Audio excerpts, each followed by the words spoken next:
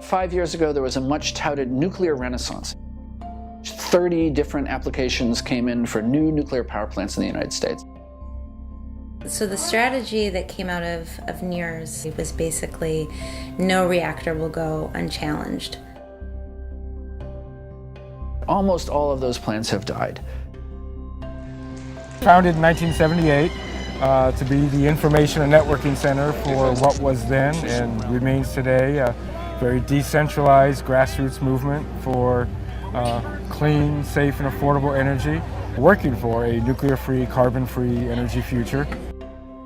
It is an organization that provides resources for everyone in the anti-nuclear community that are trying to fight back. And what is important about NIRS is that it's been central in a number of different holding actions.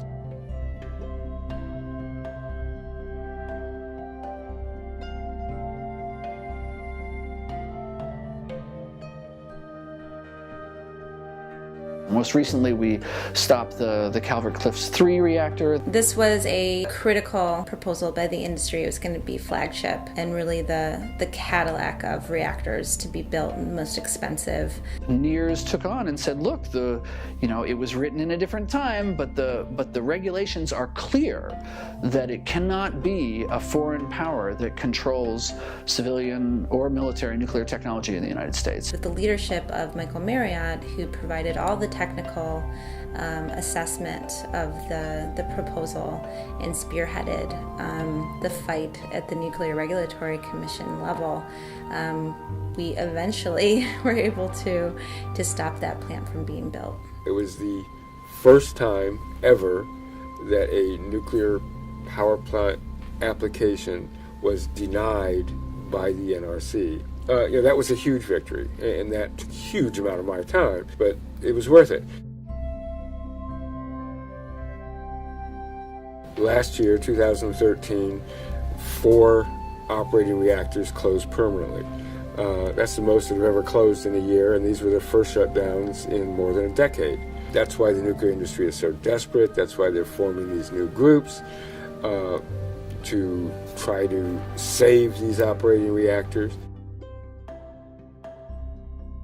Because there's no place to put our radioactive waste, Congress had designated Yucca Mountain, Nevada as a site for waste. Now, Congress isn't known as the world's greatest scientific body. What NIRS did very effectively was point out that having a centralized waste dump site in Nevada means that high-level radioactive waste is going to be on trains and trucks through almost every major city in the United States. Began a campaign to stop this. We coined it Mobile Chernobyl. We held 102 press conferences on the same day, all across the country, showing the transportation routes that the waste would have to take. We put mock waste casks on the back of trucks and started driving them around. And people were like, I don't want to see this. I don't want the real thing happening. Like, oh, there's a whole consciousness raising thing about it. And, it was really, we were looking at 6,000 casks of radioactive waste on the road every day on an indefinite basis to deal with handling of all of the high-level radioactive waste that's in this country.